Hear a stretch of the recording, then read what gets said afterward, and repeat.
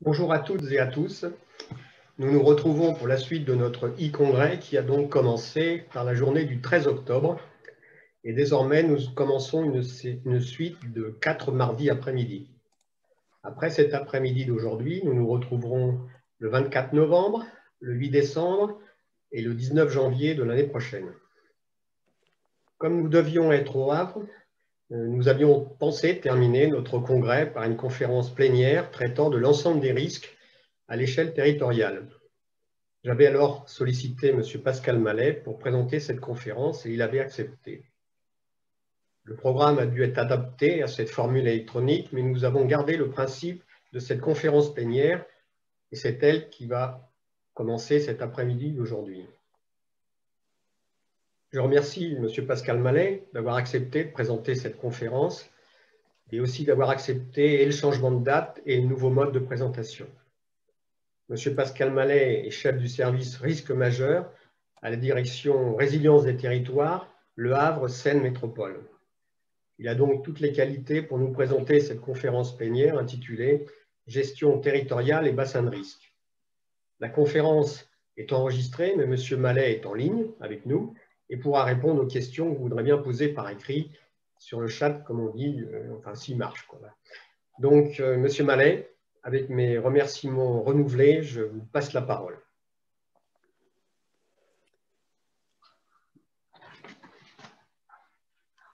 Bonjour à tous. Je ne sais pas si vous m'entendez. Oui. Oui, très bien. Normalement, donc, la présentation a été enregistrée et les collègues de la technique vont pouvoir lancer le fichier vidéo.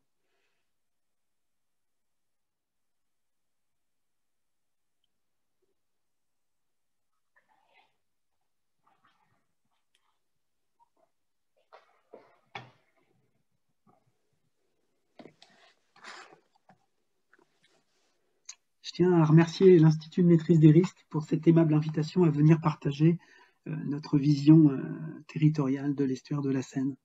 De plus, je ne manquerai pas de vous féliciter pour avoir maintenu cet événement majeur et privilégié qui nous permet tous de réfléchir ensemble à la gestion des risques. Je regrette que l'on ne puisse pas vous accueillir au Havre aujourd'hui, comme nous l'avions envisagé. Partie remise, j'espère. Je suis Pascal Mallet, je suis en charge du service risque majeur de la communauté urbaine Le Havre Seine Métropole, au service du territoire, de ces 54 communes, de ces 54 maires qui ont à gérer au quotidien les risques majeurs naturels et technologiques.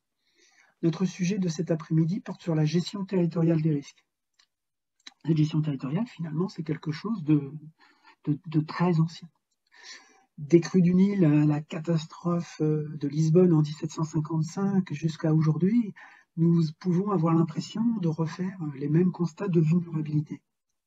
Pourtant, nous nous sommes outillés, l'amélioration des connaissances et des techniques, des méthodes, les réglementations multiples, les normes, les plans de prévention des risques ont permis de s'améliorer sur ces questions-là, c'est indéniable.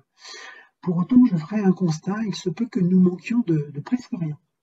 Peut-être simplement de changer d'angle de vue. Et je vous invite à me suivre dans cet archipel des bassins de risque, les archipels des dangers chers au professeur Carverne. Je vous présente cette pompe. Vous allez me dire, mais qu'est-ce que c'est que cette pompe? Eh bien, c'est la pompe publique du quartier de Broad Street à Londres, dans le secteur de Soho. Et vous allez me dire, mais quel rapport avec... Eh bien, pour introduire la notion de bassin de risque, je vais passer par cet exemple bien connu des épidémiologistes. On est donc à Londres en 1854 et on est en pleine épidémie de choléra. Un docteur, le docteur Snow, est sur les lieux et observe cette mortalité sur ce quartier. Et l'innovation, c'est qu'il cartographie l'ensemble des cas et notamment il cartographie l'adresse des habitants. À l'analyse de la répartition spatiale des morts et des points d'eau, eh bien, il en conclut finalement qu'il y aurait peut-être un centre de gravité à cette zone, ce que je vais appeler moi un bassin de risque du choléra, et qui l'oriente vers la pompe publique de Broad Street. Et donc, on décide de retirer le levier et la mortalité, heureusement disparaît. Ici, donc, le bassin de risque va se limiter géographiquement aux résidents, aux habitants, s'alimentant à cette pompe. Et donc, finalement, le levier qu'on va avoir utilisé en matière de gestion territoriale, c'est le travail de recensement, de cartographie, d'analyse de l'ensemble de cette information pour ensuite tarir la source du danger, ici, le fameux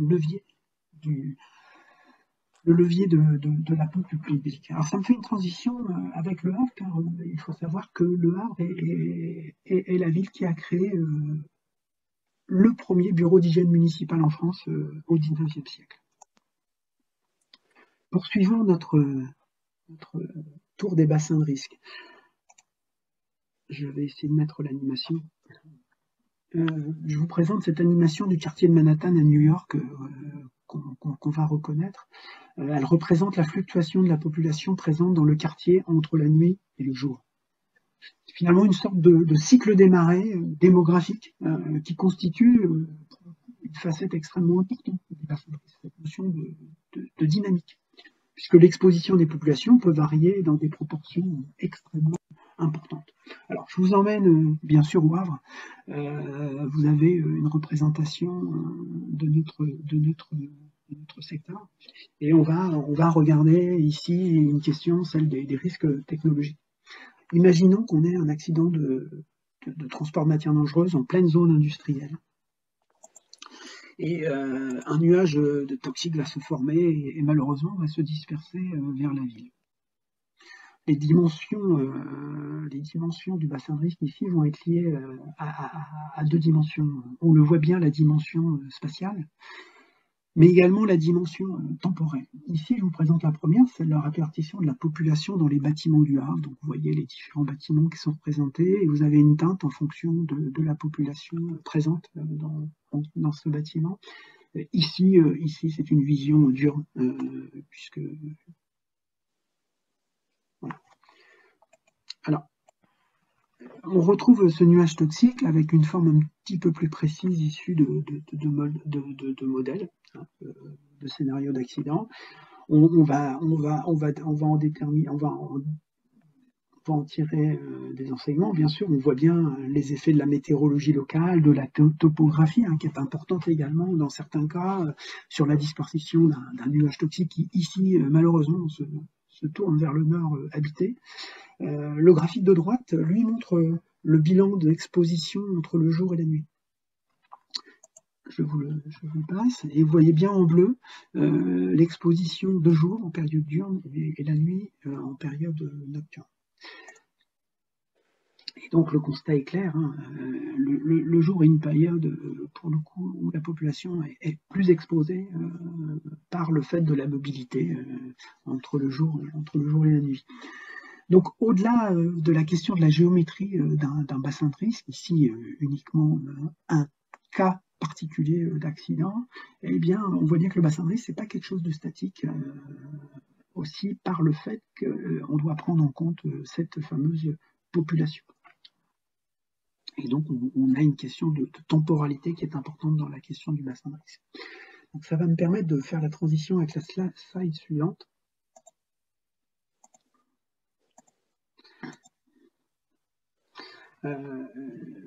Ça va être la question des leviers qu'on va voir en matière de gestion territoriale. Alors, on n'aura pas le temps de regarder tout ça en détail, mais on connaît les domaines de la prévention, de l'alerte, des mesures organisationnelles autour des situations d'urgence. Moi, j'attirerai votre attention sur la culture du risque et de la sécurité. Tout ce qu'on appelle souvent les bons réflexes que les populations auraient ou malheureusement n'auraient pas, ou plutôt ne connaîtraient pas.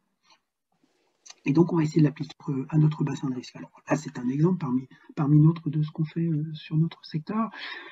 C'est autour finalement de la stratégie de gestion territoriale des risques qui va essayer de dépasser plusieurs cadres. D'abord, le cadre géographique, qui est souvent plus grand que la commune, et même parfois, malheureusement, plus grand que le département.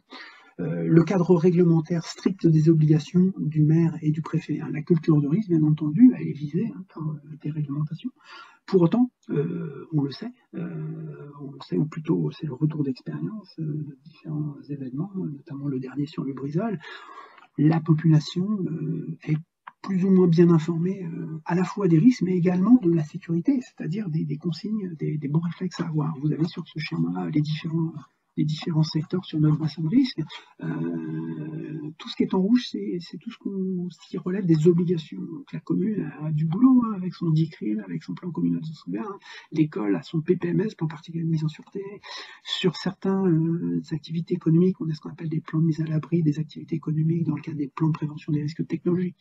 Mais pour autant, on sait très bien que c'est encore insuffisant et on a développé finalement une stratégie un peu plus large qu'on a noté en orange et qui permet notamment de travailler avec la famille. Et on a fait la publicité finalement de ce qu'on appelle les plans familiaux de mise en sûreté vers les familles. On a aussi des actions auprès des collèges. Alors, en bas de cette slide, on voit quelques supports. On a eu la chance de travailler avec Jamie Gourmaud justement sur la présentation de scénarios d'accident, mais surtout de la reconnaissance du signal d'alerte des populations et des bons réflexes à avoir.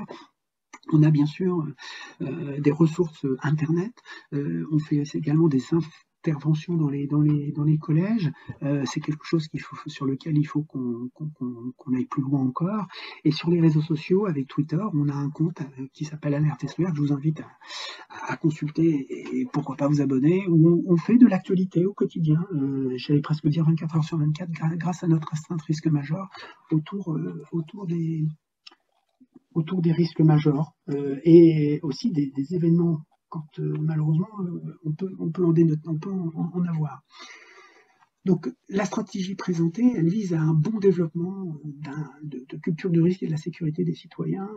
Et notre conviction, c'est qu'il faut aller collectivement au-delà des simples objectifs de respect de la réglementation si on veut relever les défis. Et quand je dis ici collectivement, je parle de l'ensemble des acteurs du bassin de risque, qui se sont associés depuis 20 ans au sein de l'ORM, l'Office des risques majeurs de l'estuaire de la Seine, qui est une association qui regroupe avec une table ronde permanente les collectivités, les industriels, le grand port maritime, la CCI et l'université, pour essayer finalement de développer cette culture du risque et de la sécurité.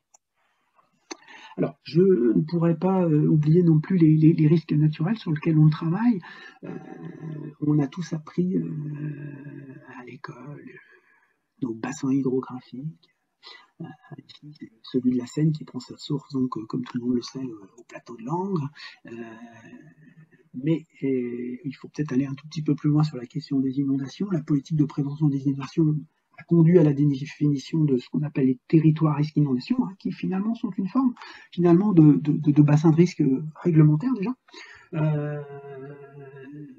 Et donc le Havre, vous pouvez le voir sur cette carte en A1, on va lui rendre visite. Alors en réalité, voilà, vous avez l'ensemble des communes qui sont visées. Sachez que le TERI est une entité finalement réglementaire. Pour autant, la stratégie de gestion locale porte sur un territoire qui englobe ce TERI, sachant que finalement, on en a tous convenu collectivement avec l'ensemble des parties prenantes, le territoire était plus vaste que ce simple territoire qui est déjà important.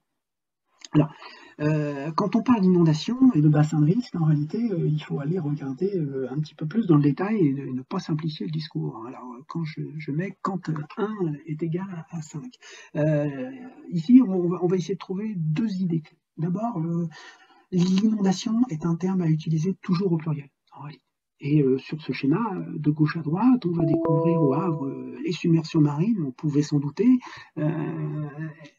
peut-être moins connu et qui doit être développé, c'est la connaissance des ruissellements. On parle des ruissellements urbains qui peuvent être extrêmement importants sur certains secteurs des agglomérations et notamment de l'agglomération du Havre. Quelque chose qui est moins connu, c'est les débordements de nappes, parce que heureusement moins fréquents, mais qui peuvent être extrêmement problématiques. Celui qui est le plus connu, bien sûr, c'est le débordement de rivière, qui nous ferait oublier parfois tous les autres. Alors, bien entendu, associé à tout ça, il y a la question des débordements des réseaux d'assainissement, qui sont une problématique forte, très très forte, dans tous les secteurs en réalité, notamment dans le milieu urbain, mais pas que, qui va parfois d'ailleurs transférer un flux d'inondation sur un secteur qui est dit non inondable parce que loin de la rivière, loin d'un secteur de ruissellement, mais une cuvette topographique par le jeu de l'hydraulique urbaine va inonder un secteur qui a priori n'est pas sensibilisé à cette question-là. Ça, c'est une vraie question sur la conscience du risque des différents types d'inondation. J'ajouterai également dans la deuxième idée clé, mais je viens d'en parler, c'est cette question de la conscience du risque qui est mise à mal, notamment avec cet encadré que je vous ai mis également, c'est la question simple entre guillemets du lit de la rivière. Bien entendu, quand on parle de rivière, de grands fleuves, on a souvent en tête les débordements aux abords avec les crues annuelles, les crues un peu plus rares, mais on en oublie souvent d'ailleurs les crues les moins fréquentes. Et le fleuve, le cours d'eau va s'exprimer finalement dans un espace, d'abord bien sûr le lit mineur qu'on connaît, parfois on a vu dans le sud des cours d'eau qui disparaissent, notamment je pense l'été, et malheureusement 2 heures, 4 heures après, un très gros orage dans les bassins versants en amont génère, comme malheureusement on l'a vu à Saint-Martin-de-Vésubie, mais on l'avait malheureusement vu à Vaison-la-Romaine, et on l'a vu entre autres quoi, à Ramon, etc., avec les épisodes méditerranéens, des lits moyens et des lits majeurs qui deviennent totalement envahis par un flux extrêmement brutal et qui malheureusement transforment parfois jusqu'au paysage. On l'a malheureusement vu sur Saint-Martin de Vésubie. Et là, il y a une vraie question de conscience du risque dans ce que c'est que le lit majeur, quel que soit l'endroit. Et je pense qu'on a tous des efforts à faire dans cette conception ou cette prise de conscience de la culture du risque et donc finalement de l'extension du bassin de risque. On se rend compte finalement qu'un bassin de risque est assez complexe et qu'il est vraiment multiple. Alors, si ce bassin de risque est complexe, c'est qu'il faut comprendre que c'est finalement tout le territoire qui va réagir. Il faut avoir une vision de territoire qui relie à la notion de bassin de risque, cette vision géographique, spatiale, temporelle, mais plus que ça, on pourrait presque dire aujourd'hui systémique. C'est un territoire et ce territoire a des interactions avec toutes ses composantes. Et donc là, le levier, ça va être de faire un saut cognitif du bassin descriptif, le risque, au modèle systémique de bassin de risque. C'est un exemple appliqué au risque de submersion marine, c'est celui du modèle MADS, méthode d'analyse des défaillances des systèmes, qui est plus connu des ingénieurs dans le domaine des risques technologiques, qui est un petit peu ses terres natales, et qui ont été utilement soulignés comme très instructifs, très utiles dans d'autres thématiques, et tout particulièrement la question des risques naturels. Et là, on va avoir les dimensions systémique, on va décortiquer finalement le système dans son ensemble pour en avoir toutes les composantes, savoir où est-ce qu'on peut agir, et là où on ne peut pas agir, on aura du mal à agir aujourd'hui dans des temps courts sur les niveaux d'eau marin, sur la météorologie, sur la question de la bathymétrie. On aura un peu moins de mal à travailler sur les flux primaires de danger, c'est-à-dire finalement les apports d'eau plus ou moins violents, avec parfois des dispositifs de limitation de l'aléa. Parfois, il faut se méfier des digues qui peuvent même générer finalement des risques technologiques encore plus embêtants, encore plus graves que ce qui existe avec un aléa simplement naturel. Et bien après, on va identifier le système urbain. Alors, pour simplifier, on parle de source flux cible. On a un ensemble, on a un processus qui relie ces 3 entités. Finalement, quand on les décortique, quand on les regarde dans le détail, ici c'est une vision macro du problème, on se rend compte qu'en réalité, il y a des interactions qui peuvent agir. Maintenant que nous avons vu les principales dimensions d'un bassin de risque, il nous reste à combiner l'ensemble de ces risques. Puisque, en réalité, quand on parle de territoire, on parle d'une vision intégrée de toutes les problématiques et en matière de risque, bien sûr des risques naturels, mais également forcément des risques technologiques. Et on ne peut pas, sur un territoire, établir une stratégie des gestions des risques sectorielles au risque de gérer des conflits entre risques, entre acteurs du risque. Et l'idéal, bien sûr, c'est toujours un idéal qu'il faut regarder avec humilité, c'est la question d'avoir une approche globale. Et donc ici, on va utiliser un outil qui nous facilite la manipulation de l'ensemble de ces composantes du risque, avec ce qu'on appelle un système d'information géographique sur les bassins des risques majeurs de l'estuaire de la Seine, qu'on a développé depuis maintenant une vingtaine d'années et qui s'est largement enrichi, bien entendu, et qui permet finalement d'intégrer nombre de composantes des risques, qui rend finalement le système et cette complexité plus manipulable, plus gérable sur l'ensemble du territoire, et pouvoir la traduire ensuite finalement comme des outils d'aide à la décision, et vraiment avoir une vision multirisque du territoire grâce finalement au recours aux sciences géographiques et aux sciences géométriques. Et le résultat, bien entendu, la conclusion de ce travail,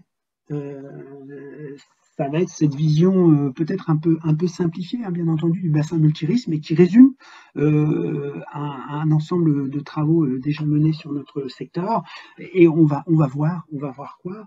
On va remarquer que le bassin de risque, il fait fi des limites administratives comme celles des politiques sectorielles donc ce bassin de risque va nous permettre d'avoir une vision synoptique des risques. Autour de cette démarche, autour du bassin des risques, il nous reste à bâtir un schéma stratégique intégré des risques, un schéma directeur de la résilience territoriale. Je dis intégré au sens où l'administration du territoire ne s'arrête pas au risque, mais également au maintien des espaces naturels, de l'agriculture, du développement portuaire industriel, sans oublier le défi de reconstruire la ville existante sur la ville existante, une future ville plus résiliente qu'on peut la connaître déjà aujourd'hui. Alors, les perspectives par rapport à ce travail, il porte sur deux défis qu'il faudra mieux appréhender, c'est les bassins de risque. Autour des événements dits hors cadre et des événements NATEC. J'ai des éléments en annexe sur lesquels on pourra revenir. Les événements hors cadre, c'est ceux qui sont sortis finalement des cadres réglementaires, des cadres de planification qu'on connaît, et les grandes catastrophes, les grands événements nous le rappellent régulièrement. Et on peut y associer également les événements NATEC, d'ailleurs qui sont souvent des événements dits hors cadre également, parce que justement, ils combinent différentes problématiques liées à la combinaison d'événements naturels et d'événements technologiques. Souvent des événements naturels qui vont déclencher des événements technologiques, on pensera à Fukushima, mais parfois on peut également avoir finalement une interaction complexe entre des systèmes technologiques et des systèmes naturels développer ensemble. Je vous remercie pour vos questions.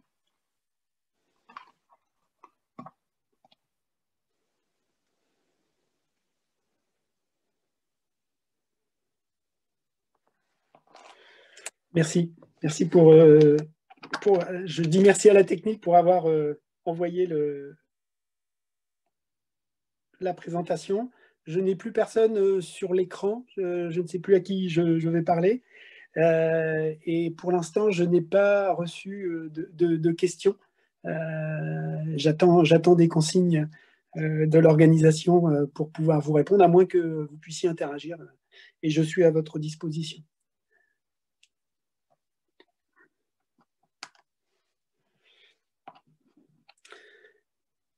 Et peut-être en attendant, c'est peut-être revenir sur justement la question des annexes que vous avez vu passer à vitesse grand V à la fin. Je ne sais pas si on peut envoyer page à page les annexes, ils peuvent être aussi des éléments de réflexion. Je me tourne vers la technique que je remercie parce qu'ils font un travail qui n'est pas facile sur ces questions-là. Donc on est sur à partir de annexe, voilà, c'est ça. Donc juste après, voilà. Alors voilà, voilà, tout à fait, très bien. Si on peut regarder celui-là, oui, c'est pour peut-être illustrer la réflexion qu'on a sur la question des bassins de risque. On comprend bien, je vous en ai déjà parlé, que finalement, la réglementation, elle est plus qu'utile. Donc les questions, Je vais les voir normalement. Je vais les voir.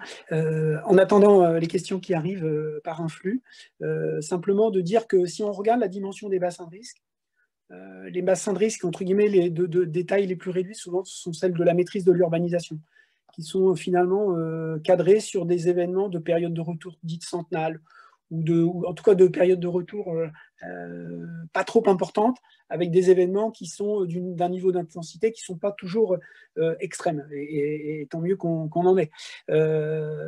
Ensuite, quand on regarde les bassins de risque pour la planification des mesures organisationnelles, pour la gestion des situations d'urgence, on pense au dispositif Orsec. Eh bien, on est sur des espaces, sur des zones, sur des bassins de risque finalement qui sont plus grands, et on sait très bien qu'on est rattrapé par la réalité des événements. À chaque fois sur les événements qu'on a observés, on était sur des dimensions de bassins de risque qui étaient beaucoup plus grandes, et je vous en donne des exemples. Je fais peut-être une pause pour voir. Pour l'instant, je n'ai pas vu de mail de questions. J'ai compris. Ah, si, pardon, excusez-moi, j'ai un mail. Donc, j'ai Pierre-Étienne Labo, bonjour. Donc, il y a pas mal d'incertitudes sur l'impact potentiel du réchauffement climatique sur la montée des eaux, mais comment adaptez-vous l'approche présentée à cette précaution nécessaire? Oui, effectivement, vous avez parfaitement raison, c'est au cœur, hein, finalement, de nos problématiques. Alors, la singularité de notre territoire, c'est que nous avons un acteur majeur qui, en plus, couvre une partie du bassin de risque qui est géométriquement extrêmement importante. C'est notre grand port maritime du Havre, avec qui on travaille en permanence, qui est d'ailleurs un acteur, une partie prenante de l'Office des risques, et justement qui est fortement impliqué sur ces questions de réchauffement climatique et forcément de problématiques de submersion marine. Donc, quand on regarde l'évolution du territoire, on se rend compte qu'en réalité, dans les projets d'aménagement du port, la hauteur des quais a varié depuis fort longtemps en réalité. Et donc aujourd'hui, on a des nouveaux aménagements. Qui sont à des hauteurs finalement plutôt très hautes sur les terminaux portuaires. Donc ça veut dire que, bien entendu, les projets portuaires se font toujours en prenant en compte les données statistiques et des évolutions liées au changement climatique. Il n'empêche, on sait qu'on a un sujet sur les submersions marines. On a un marnage au Havre de plus de 8 mètres. Au maximum, on a 8,54 mètres de marnage. Donc, c'est considérable. On n'est pas dans la baie du Mont-Saint-Michel, mais on a des hauteurs de marnage, donc de variation entre la marée haute et la marée basse qui sont très, très importantes. Et on peut avoir par-dessus une tempête qui passe, et on va avoir des sujets là-dessus. Donc, on a développé une stratégie sur la gestion du risque submersion marine qui comprend, effectivement, qui intègre cette problématique de l'élévation du niveau de la mer à venir, y compris dans notre plan de prévention des risques. On a un plan de prévention des risques littoral qui est en cours de finition, on va dire, dans lequel on a intégré le réchauffement climatique. Je vois une deuxième question de M. Jean Magne. Bonjour. Vous parlez de sensibiliser la population par les enfants, les entreprises. Ne peuvent-elles pas être un vecteur de sensibilisation également? Oui, je partage avec vous cette question-là. Elle va passer, effectivement, elle va passer notamment par ce que nous, on essaie de déployer plus dans le volet service public aujourd'hui, c'est la question des plans de mise à l'abri, puisque quand on prépare un plan de mise à l'abri dans un établissement, et on se cale, ou tout coup, il y a une inspiration forte sur ce qu'on a fait dans les établissements scolaires, qui comprend, je le rappelle, c'est également la menace terroriste, où il y a un vrai sujet auprès des établissements publics, sur lequel il y a effectivement des plans particulier de mise en sûreté. Chez nous, à l'hôtel de la communauté urbaine, on a déployé un plan de mise à l'abri où on est en capacité assez rapidement de mettre à l'abri l'ensemble des personnes qui sont présentes dans le bâtiment. Vous avez raison, il y a un travail. Alors, ce qu'il faut savoir, c'est qu'au Havre, on a créé, à côté de l'Office des risques majeurs de l'estuaire de la Seine, une association qui s'appelle Synerzip. Jean-Michel Villeval a participé à la table ronde d'introduction du 8 congrès en octobre. Cette association a justement été créée pour travailler sur ces questions-là. Et je vous ai parlé tout à l'heure notamment des plans de mise à l'abri des activités économiques. Alors, on est au début d'une histoire. Hein. Il faut regarder ça sur des temps plus longs. Hein. Il faut sensibiliser l'ensemble des acteurs. Les acteurs économiques, bien sûr, ont des problématiques tout autres. La période, malheureusement, ne facilite pas forcément la tâche. Et pour autant, on maintient l'effort avec, je parlais de Synerzip, l'association, mais également avec l'ensemble des partenaires, y compris forcément les services de l'État. On a un vrai collectif de gestion des risques pour travailler. On a des plans d'action là-dessus. Je peux pas. Là, on est au début de relancer une dynamique là-dessus. J'espère qu'on va en recueillir les fruits au plus tôt. J'ai d'autres questions. Je regarde rapidement dans ma messagerie.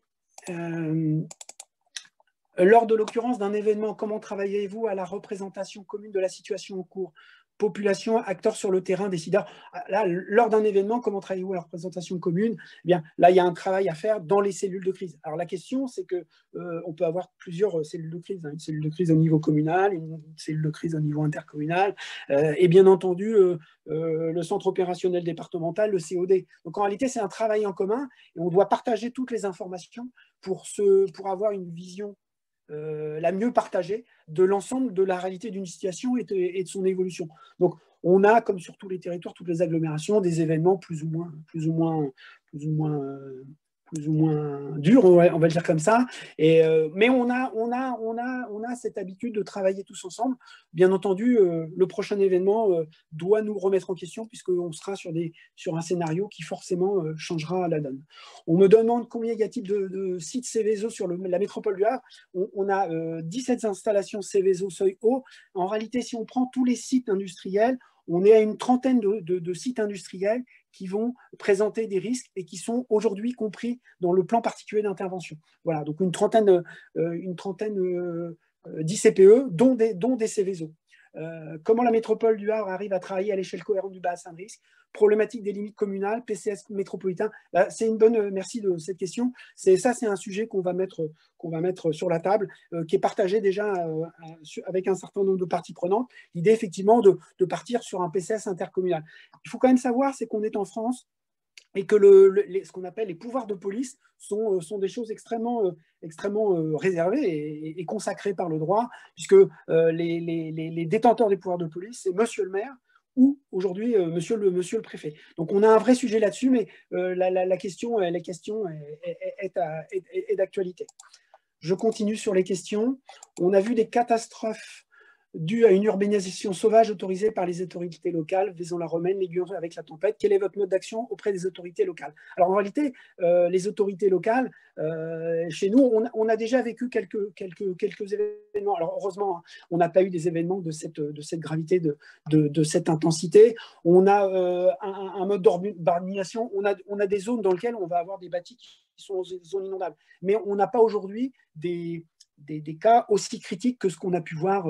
Bon, Vaison-la-Romaine est vraiment un cas très particulier en termes de topographie, d'hydrologie, de précipitation. On est sur des phénomènes, pour le coup, extrêmement intenses. L'Aiguillon-sur-Mer, malheureusement, l'Aiguillon, et moi je pense surtout à la commune de La Faute-sur-Mer, hein, où c'est là où il y a eu malheureusement le plus de victimes, où là, effectivement, on a eu des fronts d'urbanisation extrêmement récent, hein, qui avait à peine été livré quelques temps avant la catastrophe de Xintia. On n'a heureusement pas cette problématique-là. Et peut-être, c'est pas qu'une anecdote, sachez que le Havre, certains le savent, hein, le Havre a été reconstruit après-guerre, après avoir subi un bombardement extrêmement destructeur qui a détruit l'ensemble du centre-ville.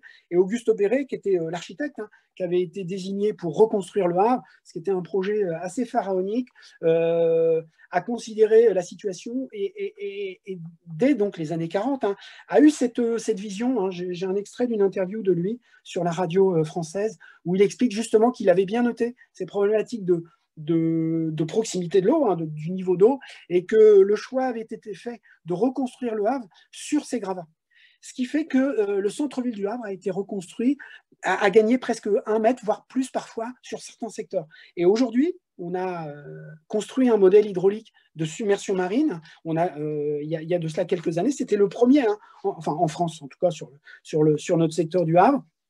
Et il est très clair que la zone reconstruite par Auguste Perret fait partie des zones qui sont bien au-dessus des zones de submersion qui pourraient éventuellement arriver. Voilà, j'ai peut-être été trop long, pardon. Je vous remercie en tout cas de votre attention.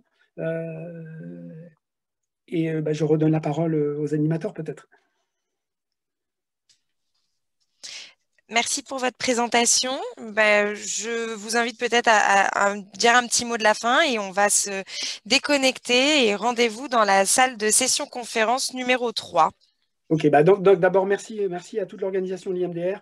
Merci à tous pour votre attention dans un format qui est jamais évident. J'espère que je n'ai pas été trop confus. Et je vous invite à aller revisiter la présentation et notamment, je pense aux annexes qui sont des éléments de connaissance qui sont intéressants à avoir pour poursuivre nos réflexions sur les bassins de risque. Bonne continuation à l'IMDR et au Congrès. Bon après-midi à tous.